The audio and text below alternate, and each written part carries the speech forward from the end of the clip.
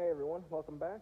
Thought I'd give you a quick update on the Bonanza project, installing the Garmin GI-275 EIS. Made lots of progress. I'll get a flashlight down here. Let me tone her down. There we go. I've got both fuel flow transducers installed. Since this is a pressure carburetor, I have one and two fuel flow transducers. I've got them all wired up.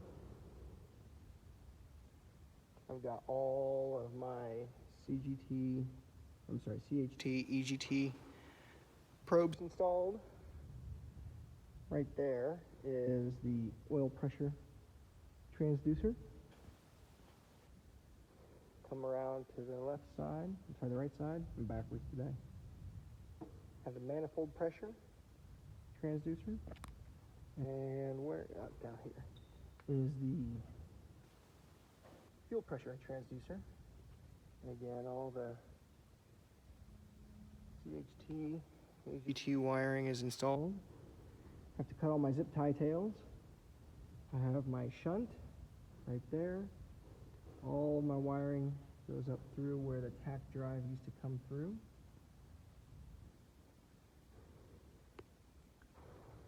The prop is not torqued or anything. For those that don't know, I have to replace the pitch change bearing. Mine's shot.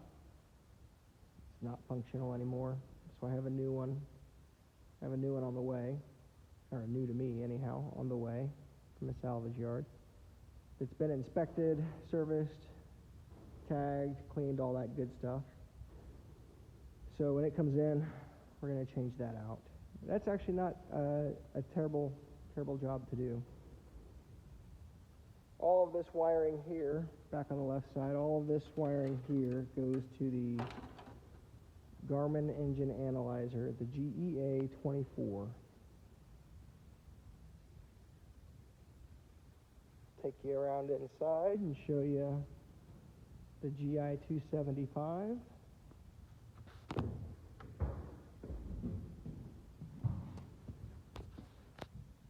Okay, so right here is the GI-275. This one's going to be EIS.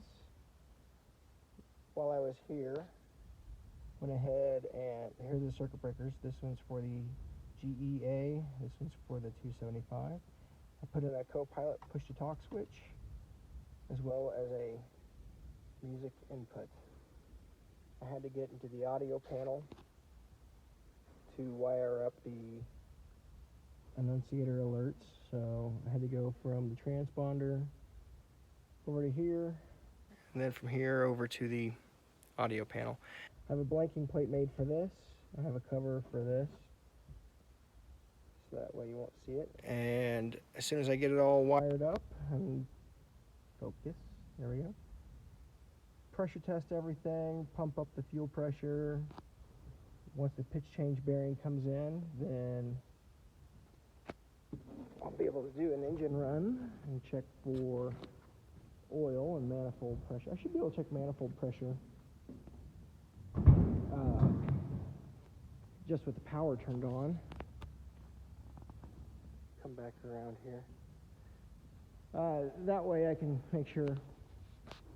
I have to calibrate it, but I do need to check it on the engine and make sure there's no leaks or anything like that.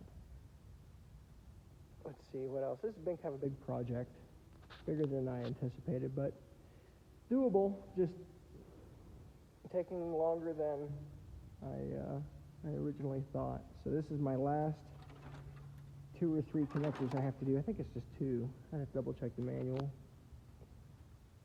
And the pitch change wiring, have it all labeled and disconnected. So the pitch change bearing actually sits right inside there. Let me get my flashlight back out here. Show you guys. Actually sits right inside of that. So I pulled it out to service it for its 250-hour service, and it was not good. It looked like it was starting to come apart. So I went ahead and got that on the way. So this 275 EIS, I'm tying into everything. Both mags, same with the other side. The alternator for the shunt. I'm going to have battery volts, battery amps, I'm sorry, bus volts, bus amps. Alternator. It's going to have fuel flow, fuel pressure, oil pressure, manifold pressure, RPM. Let's see, fuel level. Tied into the GPS. That way I can have fuel remaining at destination and that sort of information. Let's see, again, the audio panel for the engine annunciator alerts. Yeah, it's been a lot of work, but almost done, thank goodness. These brown wires are all thermocouple wires. So anything that deals with temperature gets a thermocouple wire. The pressure, the fuel flow transducers just go off of shielded wire. So I'll have that. Calls for inline fuses on, what is it? It is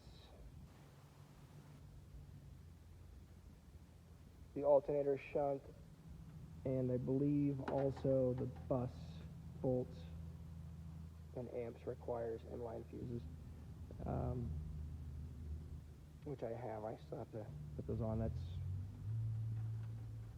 a couple of the wires here. So anyhow, yep, making progress. Thanks for watching.